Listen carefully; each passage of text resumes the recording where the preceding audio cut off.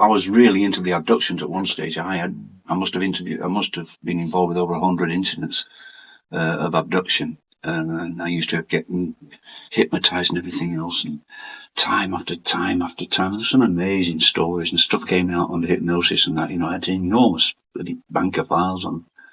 But the problem is that I wasn't, at the end of it, I wasn't making any real progress. No. To me, you've got to progress. What's the point in doing something if you can't progress at it? And that's what I find frustrating. You get so far and you're up against a wall all the time. Yeah. Where do I go from here? And so I sort of calmed it down on the abduction business. I got in many cases I needed. And there were some were quite outstanding, Yeah. Particularly where they ended up fighting with the aliens in the bedroom and things like that. On the husband and wives and that. People say it's not happening, but it does, doesn't it? When you get in this actual physical fighting in the bedroom with them, things like that, Yeah. Well, I found, you see, why I switched from being one of your investigators for Quest for quite a few years, since 93. I left British Aerospace. And I've interviewed so many witnesses and filled in your blasted forms. And I decided that this isn't progressing anything, because you either believe the witnesses or you don't. That's right. End of story. That's right, yeah. So I thought the mutilations and the crop circles subsequently were presented the opportunity of presenting some physical evidence, which our friends upstairs have left behind, that you could get a grip of and get to, hopefully, the hands of experts like Tony Fremont and botanists for the crop circles, where there's something physical has happened, right, which would be very hard, for that evidence to be disputed, and people to debunk. So that's why I sort of shifted. You did absolutely right. It needs people like you, it's all right. I mean, investigators, but it's nice to have people who will stick it on their own bat and say, look, I'm going to go further with this. That's what you need. Then it goes out in all directions then, doesn't it? You don't, because rather than have one hub, if everybody is capable in their own right to go and do their own thing, this is where you're going to get that feedback. But of course, we've discovered it's a bloody difficult aspect to get to grips with, because finding the evidence is hard, and it's very unpleasant at times, and somewhat smelly at times. Very smelly. Very smelly. So, but despite that, I've surprised myself, because I always was historically a squeamish sort of guy. As my family would testify, mere sight of blood, I'm out. Right. But by and large, with the animals, there isn't a lot of blood. So that's fair enough, isn't it? That's fair enough, You want to see him with his white gloves on picking over a dead lamb now, I'll tell you, on somebody's kitchen floor. We've actually got some video footage which Robert shot at a case in Harrogate, so just outside Harrogate, only a few weeks ago, which turned out to be predation. And the farmer, who was a super guy, absolutely terrific, and his wife, we ended up on the kitchen floor skinning the two lambs to prove that it was a predator, where it had been throttled, the windpipe had been bitten. But it had these holes in the body which were a bit first reminiscent of some of the things we're looking for. But it's very good testimony, because it's vital to get evidence for natural predation. That's right, both sides of it, Because people like to put everything in little pockets and say, oh, this mutilation business, it's all natural predation, or the usual, it's nutcases or something. Absolutely right, yes. So we thought it was a very worthwhile visit to this farm in Harrogate to do that. Absolutely, Nice chap, though, too. Very interesting. Very interesting chap, because he had a farm near Todmorden. Yes. Yes. And for several years, they used to go out in the morning to get the cows in for milking, and possibly 2 or 3 times a week they would see UFOs in the sky every and week. This was the early 80s, the time Alan Godfrey had his experience, right, which was interesting. There was a lot around at that time. Well, there still is now, but there was a lot around at that time. Yeah, I remember a farmer telling me, Settle. Yes. He said, and telling me about a farmer up there who found a cow, a burnt circle in a field, and a dead cow right in the middle of this burnt circle, and it had been mutilated. Gosh. This is some years ago now, is this? And they called a vet out to it, and it was a female vet apparently, and she came up and she wouldn't approach it. She would not go inside the circle. She said, I'm not going in there with that. And So I remember so you they telling got me about they got all they did. They just got they dug a bloody great hole and got a digger and put the hour in it and filled it in, and that was that. He said she was terrified. She just wouldn't go near it. And that So she knew whether she something? knew or whether she was scared of what she was witnessing. Yeah. With the circle burnt, I don't know. Yeah. Hard to understand it. I've got some case pictures if you'd like to have a breeze through these. Hey. Says he's very into foxes, so he knows exactly what foxes could do. He admitted he wasn't sure about badgers. Right. Badgers. And they said they do bite snouts off. Yeah. Of lambs. Yeah. And the farmer knew the fox had done that. Right. But nevertheless, Tony Fremont said this is a very neat, clean transaction of the back of the tongue there, and so on. Yeah. That the liver and heart had been removed from where the rear leg had been removed, and all the other organs were missing. So they'd left, the liver in there just on its own. Right. Everything else had gone. Right. And yet farmers say to me, the heart and the liver is the favourite of the badger. So right. Why they left the liver in. So anyway, we'll move on a bit to more up-to-date stuff. I know you've not seen. This was a cracker. This hole in this lamb, this was in Bedgellet in North Wales. I didn't see the carcass, unfortunately. David Schindler, who tipped off Graham Birdsall, who was aware of this problem, was on holiday at the farm with his family, and they're walking through the field and back to the farmhouse, which was only like 70 yards away, and they found this lamb. And this has got a classic teardrop elliptical hole. Now I thought a chamfer in the bone. It looks as though it's recessed at an angle. It's like it's been machined. Professor Donald Kelly at Liverpool University, who lectures in veterinary sciences, showed him this, and he thought it missed the femur. So if it's skin, even if it's skin, apart from the flesh and the walls cleanly removed, and the edges of the hole are absolutely smooth and sort of rounded, but to clean the skin at that amount, and it perhaps just sagged in. I don't know. What was taken from in the body, we've no idea, because I went back afterwards to the farm twice. Right. I even agreed or volunteered, took a spade to dig the thing up. Right. But the farmer tried to say that otters or foxes had dragged it away, but I knew he got rid of it. Look, yeah. So that's a classic. I also spoke to a neurosurgeon, thinking that was bone, in Salford University, Hope Hospital in Salford, Peter Richardson, and he said we would never, with the burrs and cutters, cutting holes in people's skull, have something to do with that shape or that big. Right.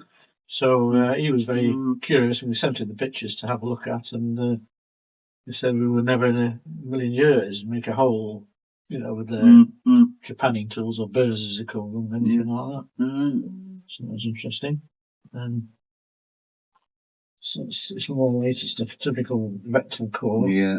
It's the same hole, but when you pull the tail back, it exposes the hole. Yeah. This was quite a case, such as in Shropshire. And Phil Hoyle has been keeping tabs on. There's a whole range of farms within an area of, 10 or 15 square miles. Some farms are only 2 miles apart, and they're having repeated problems. And this had a whole raft of injuries, typical rectal core, ears to down to scalp. They had this rather large hole in the abdomen, and in the hip and the groin, this hole on one side.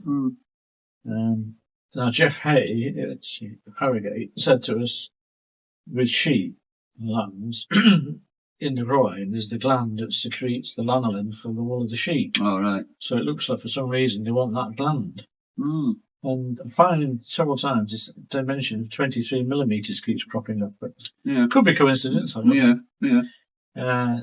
Tongue sliced across, eye out and the ears cropped, and then the throat, it had 2 small holes, which were 2 and 3 millimetres, where a bit of blood staining on the fleece, as though the blood has been taken from that area. There's 2 holes again of the abdomen. Yeah. Now, the farmer and his wife were so keen, they wanted an official response to this. Their veterinary practice in North Shrewsbury is one of these government practices that have affiliation with the National, what do you call it, Veterinary Laboratories Association or something like that. And they were a bit annoyed because they got the report back, which I have a copy of there, which they were billed £30, and they said nothing that they didn't know already, which we'd told them. And in fact, in the report, they didn't even mention the rectal core. It was just not admitted. Yeah. And as for this hole, they said this was indicative of being pecked by birds. All right. So they were a bit cross. Dear. And also, this is the location where it was found. We've had mutilation cases just across the valley there. So it's the Rear Valley. The left ear was gone, and the tag, still clamped, was on the grass. And he'd left it exactly where it was found. Right. And it's a close-up of it. And I mentioned this to Linda Moulton-Howe, and she's found the same thing on ear tags. And when they're clamped for life, so you can't take them off. That's right. So for some reason, they've taken all the trouble to remove the clamp, and there's no evidence of bits of tissue or skin attached. And why they keep doing this, I don't know. Yeah. A farm 2 miles away, which Phil has been going to for a while, and we found 3 lambs in the fields. We just went on spec, having been to the farm up the road, and found these. This one's tongue severed at the tip. Yeah. And I thought it was at the roots we found. That's that one. There's 2 more up here.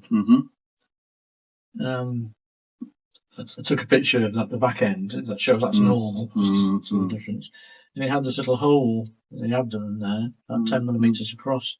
What had been taken out, I don't know. And one of the others up the road had this same tongue, diagonal, shaven areas here, which we don't know what that's for. Could be birds. Another one that's been there for a while. It was quite desiccated, but the tongue missing, ears and eyes, but then birds take the eyes. The farmers say they can't turn them over to get the other eye. Yeah, that's right. This is one of Phil's animals, which is over the hill about 5 miles away in Shropshire again on the Welsh border. And both the glands, or there were these holes in the hip, which suggested taking the glands, but the face is stripped left side, tongue out, and the throat all opened up. And then when we come to I'll come to one in Tobin in a minute.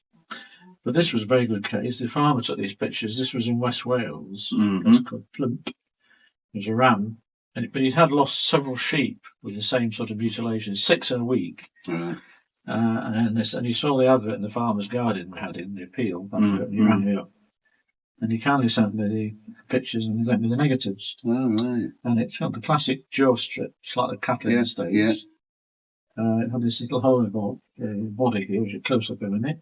Its throat opened up, just like that one in Shropshire, and one showing Tobin.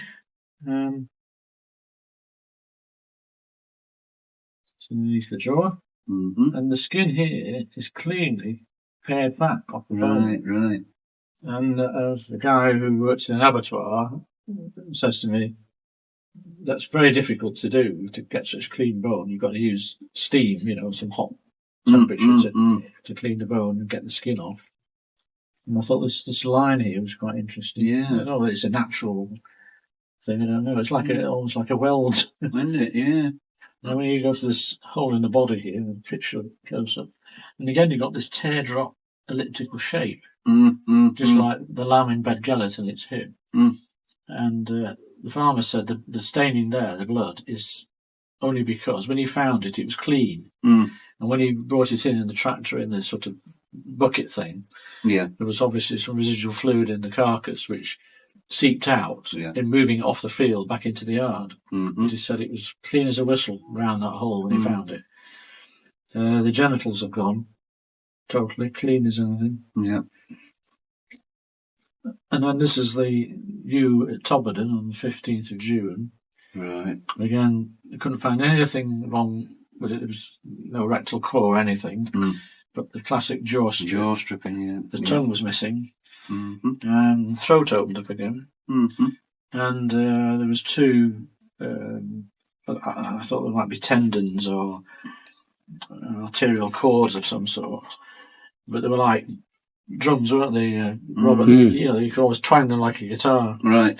And I put my fingers on them, but they weren't severed, that's the point. Mm-hmm. And yet there's material and tissue has been taken from behind.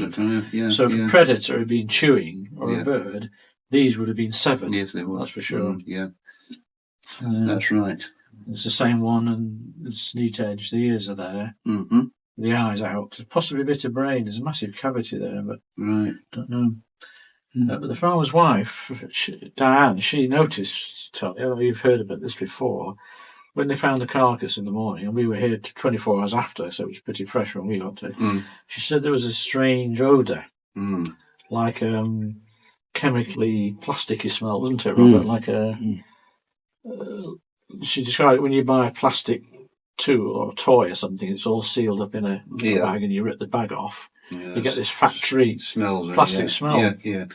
But it went off after a few hours, and by the time we got there the following day, you know, there was no smell. No smell. But she couldn't describe it. And a biggish case we had in Gloucestershire in October 13th, 2002, was on the Seven Estuary, between Lydney and Chepstow, and they've had 30 odd sheep killed, but there were some alive at the time. And we heard about this because it was on the national press, on the CFAX on the television. And then a guy rang me up who's into crop circles, who lives down in Wiltshire, where Glastonbury lives. And he told me which TV company it was. It was in Bristol. And I rang the newsroom, and they gave me the phone number of the farmer. And Robert and I set off at 5 or 6 o'clock in the morning, wasn't it? Yeah. Drove down there.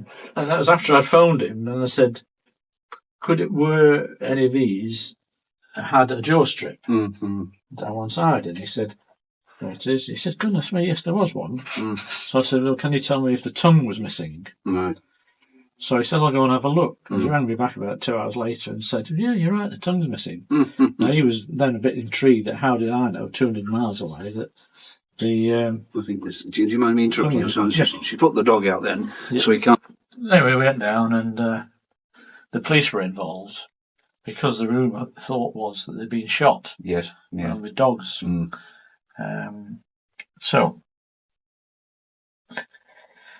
there was sort of quite a few like crushing injuries in the on the skull, and thin bits of skin that was under the chin, and then quite common. Quite a few of them had holes around the back of the ears at the top of the head, Yeah.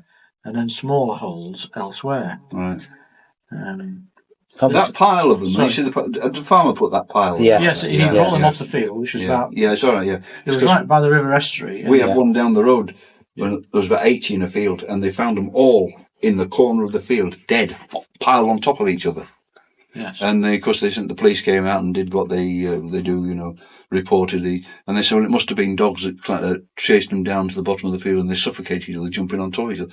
But how did the bloody top one suffocate? Yes, quite. You can understand that one's That's a daft thing to say. Crazy, isn't it? Yeah. Crazy. Yeah. And that was local then, Tom? Yeah, it was just down the road, yeah. How many? About 80, I think, in that field that night. Yeah. Flipping, all right. 80 or 8. 80. 80? Mm. Goodness me. Well, I mean, the holes that were behind the ears on these sheep were obviously samples had been taken. Yeah, yeah. They were very specifically positioned just behind each ear, about a 10-pence piece size hole. Yeah. And inside that was a smaller hole. I'll tell you about it in a sec. Yeah. This black-headed one also had the tongue cut sort of diagonally. That's fairly common, we're finding, isn't it, Dave? Yes. Now, the vets, Jane Glover Hill was called in, the client's being the police. Fortunately, while we were there, she turned up to remove 3 heads and take 1 whole sheep. And they were basically going to x-ray the heads to look for signs of lead shot or bullets. But she said more or less on the time that they're not indicative of bullet holes, the injuries. And she said that the sheep, because of the way the teeth are arranged, if they do bite their own tongues in fear, it's only the very, very tip by the front teeth. You can't do it back as far as that.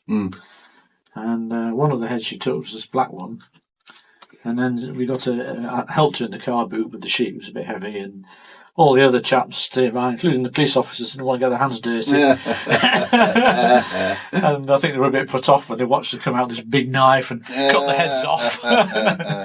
So she said, "Have you got time? Would we like to go back to the surgery with her while they x-rayed the heads?" Well, what an opportunity. Yeah, absolutely, yeah. So off we went down to Chepstow, where the veterinary practice was. Yeah. And these shots we took inside the practice. And then she found this black-headed one, which was very interesting. It's probably the most interesting thing. And you can see it there. She found, that's a knitting needle, but the 2 smaller holes each side of the head, which were within the bigger 3/4-inch hole behind the ear, were not connected. So what she was investigating to see if that was an entry and exit wound. Yes. But she said they lined up like this, sort of lined up.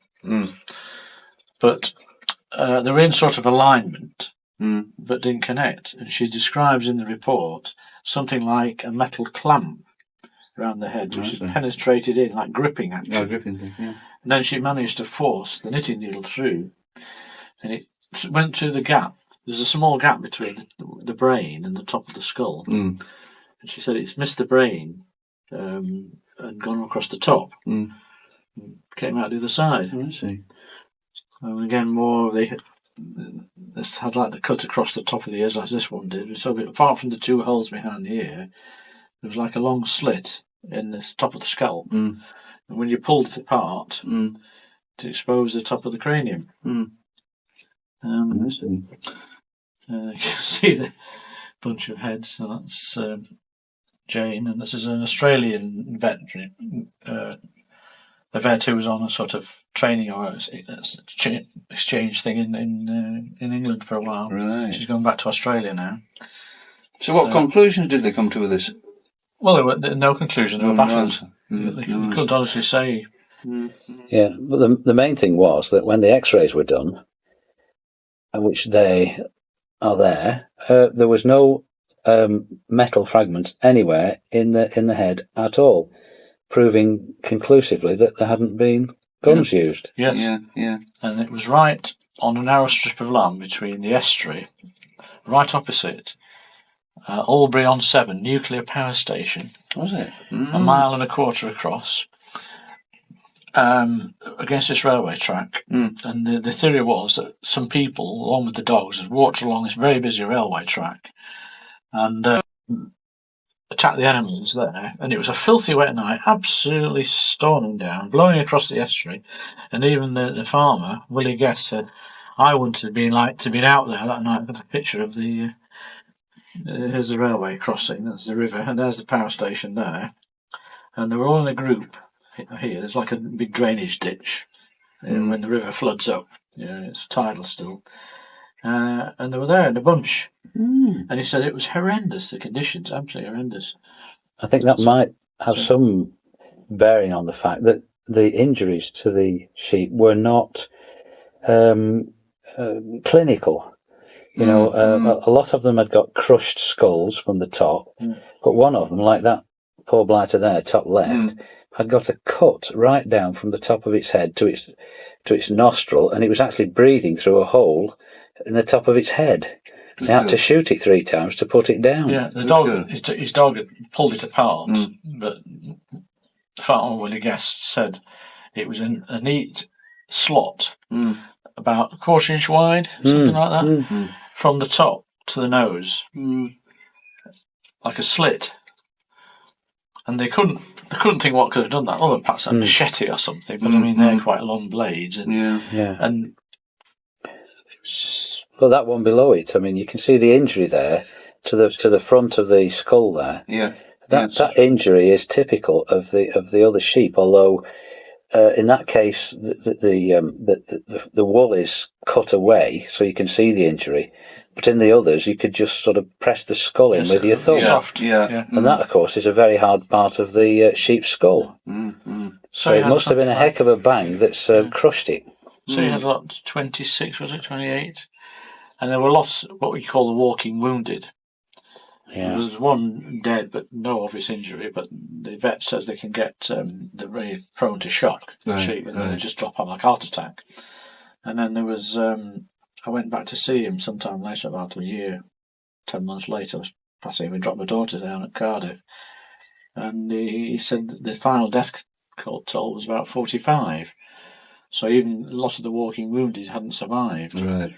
So it was quite a big loss to them. Absolutely, yeah. But to imagine in those conditions in the dark, to have a huddling sheep up against the embankment with dogs, and then to use a firearm, shooting randomly, and there's jostling sheep around your legs. Yeah, well, ludicrous, isn't it? Would have been very dangerous for the people handling the weapon anyway. Yeah, that's right. So, You ever tried to catch a sheep on its own in a field? in No any case, chance. Jane, the vet, they know what dogs do. They often are called out to dog damage. Yeah. And she said this is not definitely 100% typical of dog damage, because they go for the back of the legs. There's damage on the that's legs. right. And they chase them, You chase them. So they were absolutely confident, weren't they, Robert? It was not the dogs. When I was dealing with those over on the East Coast, over... So you were saying you had a case in Farlingdales? well, there was plenty up there where there were mutilations, because there's a big Dolby Forest up there. Yes. And they're having all sorts of mutilations, and it was happening to cattle, deer, sheep, you name it, even things as small as rabbits and badgers. And but this one day I was on this farm up there, and they'd had several attacks on sheep. The strange attacks, that is, the strange things. And there was one there where the farmer's wife was actually treating a young lamb, and she was injecting it with antibiotics in it. And she said this had been in the same field as where others had been attacked, but it hadn't been killed. But it was very, very strange, because all the hair, the fur over the wool on its head had been singed right back down to its scalp. It was all one sort of hardened, congealed mess where some intense heat had been on it and made all the fur do what fur does when it gets sort of, if you was to set it alight, it all singes right back down. Yeah. And they said right back down to its skull. Goodness. And she said she'd never seen anything like this in her life. She said heat, whatever it's called, it's got to be heat that's done that. And I don't know whether it lived eventually, but she was certainly doing her best to keep it alive. This young lamb. But they lost a lot of sheep up over around them Dolly forests, and but there were time and time again there were cases of deer being killed, and as I said before, badgers. There was several badgers. There was rabbits, all mutilated the same way. So it was basically going right across the spectrum of animals, wild animals, and that. I think you showed us some photographs at the Centenary Hall, was it? Once of the deer with a hole in the head. Yeah, that's right. And the mice, I think. The mice is a very interesting one, because the Jason Andrews case, where they're having all the UFO interaction there, they found all these mice lined up dead, and once again lined up neatly next to each other. Now we've got independent people, totally separate, divided by half the country, and they're coming up with exactly the same things. Now, those mice that were found on Jason Andrews' farm were absolutely identical to some mice that were found on the front lawn of a house up in Barnoldswick, where they had been getting alien interaction. Same sort of thing, been watching UFOs outside the house and everything else. The wife went out in the morning, there's all these dead mice lined up on the lawn. Apparently also, in that area up there, they were saying that at the local church, one overnight, all these pigeons were found dead. They must have roosted in the church. I don't know. Anyway, they found dozens of these pigeons dead in the morning in the church grounds. Do you know what sort of injuries the pigeons had? I don't know, because the people who were telling me didn't know. They just said they were found dead, you know. Pigeon pictures. Some somewhere from Southampton in a park, and had a neat hole, you know, in its back. Oh yeah. And a pigeon fancy. They took him to a pigeon expert, and he said he'd never seen anything like that before, and all the insides had been cleaned out. Right. So he said you would expect a predator to go through the throat, take the head off, and go into the soft underbelly. Yeah. Not go through all the thick feathers in its back. Yeah. So. Yeah. But you had a case, didn't you, Dave, recently? With the owls? With the owls, lined up, yes. I didn't see them, he'd long disposed of them, but the farmer again had seen the advert in Farmer's Guardian, and he rang me up, and he was mystified because, there was about 3 species of owl, and he found them in the field. It was early in the year, like February time. Yes. And they were in a dead straight line, I think he said facing north to south. And they were about 6 feet apart, spaced, all facing the same way. One had been literally cut in half. It had been dissected right down from the back of its head to its tail. So half was missing. So it was like a machine taking a half off. And one had... I'm trying to remember. One was decapitated. I can't honestly remember all the injuries, but he thought this was most peculiar, not typical of any predator. I mean, owls are not easily predated upon. Well, that's right, yeah. But that's you see that's what the SAS men were saying there, that whenever they found human bodies, they were always, not just once, but always lined up right next to them. The gap between them identical all the time. So I mean, I don't know. Very neat, aren't they? Yeah, absolutely. How about you mentioned Dolby Forest? I'm sure you've said to me there was a particular field there where 7 humans had been found, totally devoid of all hair. Yeah. The arms and everything, not just head and pubic hair. That's right, everything. They were totally bald, yeah. And they put this story out so that someone had been dumping the bodies, mannequins, dummies, mannequins. In the field. That's what the locals were told. Do you know, were they all laid out in rows, or was it all they separate weren't all occasions? found at the same time. Oh, all right, separate occasions. I think there was one found by a couple. In fact, there was 2 in the field found by a walker who was a hitchhiker. The pack on his back, I think, going through the fields. And then on a separate occasion, there was no. For some reason or other, this field seemed to be the place of putting these bodies down, because they weren't taken from this field. These were coming from elsewhere in the country, some of these, and suddenly appearing dead in the field like this. So they were coming from elsewhere. They were being brought from elsewhere, wherever it was. And you mean the person resided in the south of the country? Different parts of the country, yeah. And were found in Yorkshire? In that field. In that same field? Yes. And so they found 7 over a period of time there. And in fact, the undertaker for the area were actually bound by the Official Secrets Act, would you believe? Because I chased it up, if you remember. In fact, my contact